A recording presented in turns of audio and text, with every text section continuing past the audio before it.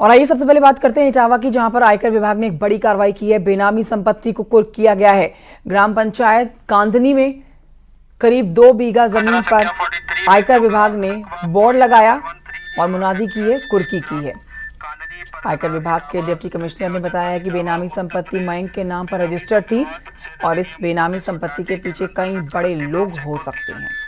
अतः इस संपत्ति की खरीद बिक्री अथवा अन्य किसी प्रकार का हस्तांतरण निषेध है। आज्ञा से उप आयकर आयुक्त बेनामी निषेध इकाई कानपुर। किया जाता है कि यह संपत्ति खाता संख्या 027 खसरा बेनामी प्रोहिबिशन यूनिट कानपुर के द्वारा कार्रवाई करी गई है। इस जमीन का प्रोविजनल अटैचमेंट किया गया है, जिस उसका संदर्भ यह हुआ कि अब इस प्रॉपर्टी पे कोई भी ट्रांजैक्शन नहीं हो सकता। ये भारत सरकार के द्वारा प्रोविजनली अटैच कर दी गई है, जो कि इसको बीपीयू कानपुर ने अभी आपके सामने किया है। और आइए बढ़ते हैं आगे, आपको बताते हैं लखनऊ उपचुनाव वाले जिलों में हटेंगे अफसर। ये बड़ी खबर आपको दे रहे हैं, लखनऊ से बड़ी खबर। उपचुनाव वाले जिलों में हटेंगे अफसर। 10 जिलों में 3 साल पूरा कर चुके अफसर हटेंगे। चुनाव आयोग ने अफसरों को हटाने का आदेश दिया है। 10 जिलों के 40 एसडीएम समेत अन्य अफसर हटाए जाएंगे। यूपी में 10 सीटों पर होना है विधानसभा का उपचुनाव। इससे पहले बड़ा एक्शन आप कह सकते हैं। अफसरों का ब्यौरा तैयार करने का आदेश दिया गया है।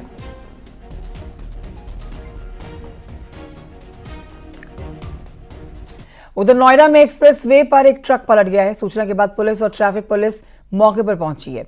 हादसे में किसी के हताहत होने की सूचना नहीं मिली है। तस्वीरें आपको दिखा रहे हैं, ट्रक पलटा है जिससे रास्ता बाधित हुआ है। आने जाने वाली गाड़ियों को दिक्कत हुई है।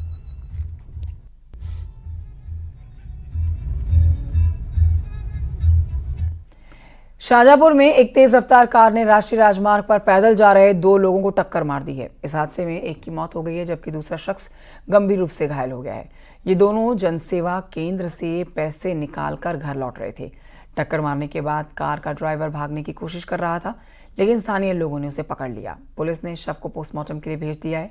हादसा चौक कोतवाली क्षेत्र के मौजमपुर के पास का है।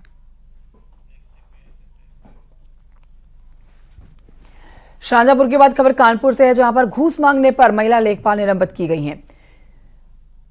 नरवल तहसील से हटाकर कार्यालय में अटैच किया गया है। एसडीएम ने शुरू की है विभागीय जांच। गरीब को मकान दिलाने के लिए घूस मांगी गई है। लेखपाल मोनाली सिंह सस्पेंड की गई।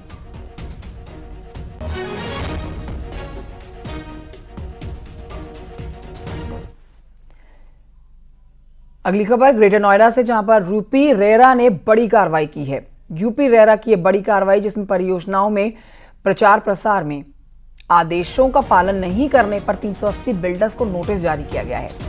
125 मामलों में 9 करोड़ का जुर्माना भी लगाया गया है। रेरा के आदेश में कहा गया है कि किसी भी परियोजना के प्रचार में परियोजना की रेरा पंजीकरण संख्या, क्यूआर कोड, रेरा पोर्टल का link, project collection, account number को स्पष्ट और बड़े फॉन्ट में लिखना होगा।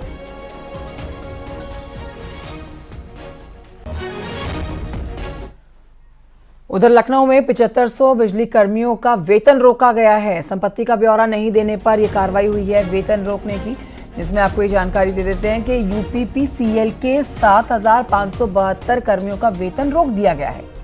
शासन ने संपत्ति का ब्यौरा देने के लिए आदेश दिए थे। आदेश के बावजूद कई कर्मियों ने नहीं दिया है ब्यौरा, जिसके बाद ये एक्शन लिया गया।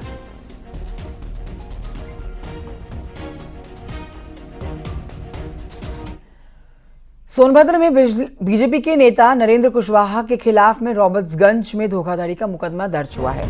नरेंद्र कुशवाहा भदोही मिर्जापुर सीट से सांसद रह चुके हैं। धोखे से जमीन का बेनामा कराने का उनके ऊपर आरोप है।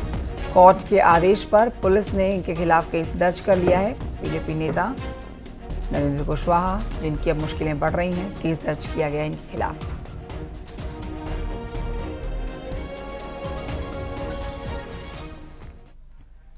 बढ़ते हैं आगे, शाहजहांपुर में रामलीला मेले के दौरान झूला लगाने को लेकर 2 पक्षों में जमकर विवाद हुआ है। दोनों पक्षों में जमकर मारपीट भी हुई है। मारपीट के दौरान की तस्वीरें भी आप देख रहे हैं। कई लोगों को गंभीर चोटें आई हैं। ये वीडियो भी सोशल मीडिया पर वायरल हो रखा है। लोगों ने एक दूसरे के साथ जो लाठी डंडों के साथ मारपीट की है, इसमें पुलिस भी एक्शन में आई और कुछ लोगों को हिरासत में लिया गया। उधर कानपुर में तेजी से पैर पसार रहा है डेंगू। 48 घंटे में मिले हैं डेंगू के 12 मरीज। बढ़ते डेंगू केसेस ने लोगों की चिंता बढ़ा दी है। स्वास्थ्य टीम चला रही है दस्तक अभियान। एंटी लार्वा छिड़काव का काम भी तेज हो गया है।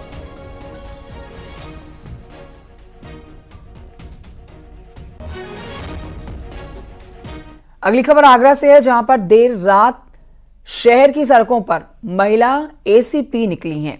सिविल ड्रेस में ऑटो में बैठकर देर रात शहर का भ्रमण इन्होंने किया है। ब्लैक स्पॉट पर पहुंचकर पीआरवी का रिस्पांस टाइम भी चेक किया है।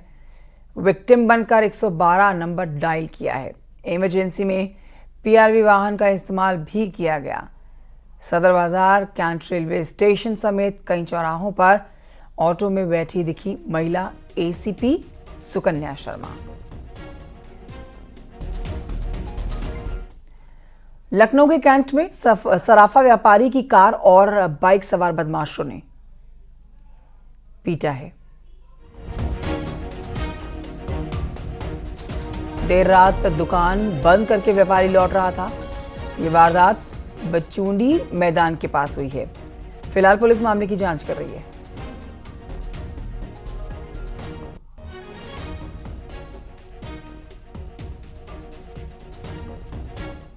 अगली खबर लखनऊ से ये, जहां पर चिन्हट के पास ही टोला मोहल्ले में बीबीडी के छात्रों का इलाके के कुछ लड़कों से विवाद हो गया।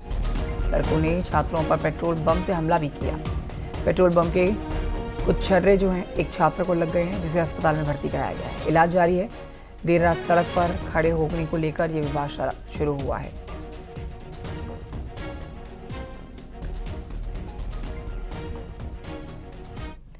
उधर झांसी में जवाहर नवोदय विद्यालय के छात्रावास में कक्षा 9 की छात्रा ने दुपट्टे से फांसी लगा ली है। हॉस्टल के अंदर छात्रा की फांसी लगाकर आत्महत्या के लिए उसको उकसाए जाने का पुलिस तक ये जानकारी पहुंची है। आत्महत्या कर लिए जाने की सूचना से जिला प्रशासन में भी हड़कंप मच गया है। परिजनों ने रैगिंग के चलते जान देने की बात कही है। परिजनों के मुताबिक 2 सीनियर छात्राओं ने उनकी बेटी से मेस में खाना लाने का दबाव बनाया। लड़की मजबूरन दोनों सीनियर छात्राओं के लिए मेस में खाना भी लेकर आई थी। इसके बावजूद दोनों सीनियर छात्राओं ने फटकार लगाई थी। 2 बच्ची थी, उसमें सर बुखार चढ़ता था उन्हें, या तबीयत खराब हुआ है, वैसे ही बहाने थे उनसे मेरी बच्ची से कहा कि जाइए खाना लाइए। तो खाना के लिए बच्ची गई, थोड़ी बहुत कम ले आई हूँ। तो झांझट भर दी कि इतना कम क्यों लाई, और ज्यादा क्यों नहीं ले आई, जा दूसरा जा। अनुष्का पटेल, जिसकी उम्र करीब 14 वर्ष है, ये 9th की छात्रा थी। आज जो सीढ़ी पे हॉस्टल की सीढ़ियों पे जो रेलिंग लगी थी, उससे अपने दुपट्टे से फांसी लगा करके आत्महत्या कर लिया है। पंचायतनामा पोस्टमार्टम की कार्रवाई कराई जा रही है। मौके पे फील्ड यूनिट भी आ गई थी, उसने भी साक्ष्य संकलन किया है। झांसी में जवाहर नवोदय विद्यालय में कक्षा 9 की छात्रा ने फांसी लगाकर आत्महत्या कर ली। इस वारदात के बाद झांसी जिला प्रशासन में हड़कंप मच गया। बताया जा रहा है कि छात्रावास नवोदय विद्यालय का बरुआ सागर कस्बे में बना हुआ है, जहां पर कक्षा 9 की छात्रा ने हॉस्टल के कमरे के अंदर फांसी लगाकर फिलहाल सुसाइड कर लिया है। आरोप लगा है कि छात्रा को उसकी ही 2 सीनियर छात्रा खाने के मामले में परेशान कर रही थी। खाना कम लेकर के आई, ये बात नागवार गुजरी सीनियर छात्राओं को। ऐसा आरोप मृतक छात्रा के परिजनों ने सीनियर छात्राओं पर लगाया है। फिलहाल पुलिस इसे रैगिंग नहीं मान रही है, वहीं परिजन इसे रैगिंग मानकर देख रहे हैं। इस पूरे मामले में मौके पर जिला प्रशासन के पुलिस और प्रशासनिक अधिकारी मौजूद हैं। छात्रावास के अंदर अन्य छात्राओं से बातचीत कर रहे हैं और छात्राओं को समझा भी रहे हैं। अश्विनी मिश्रा, न्यूज़ 18, झांसी।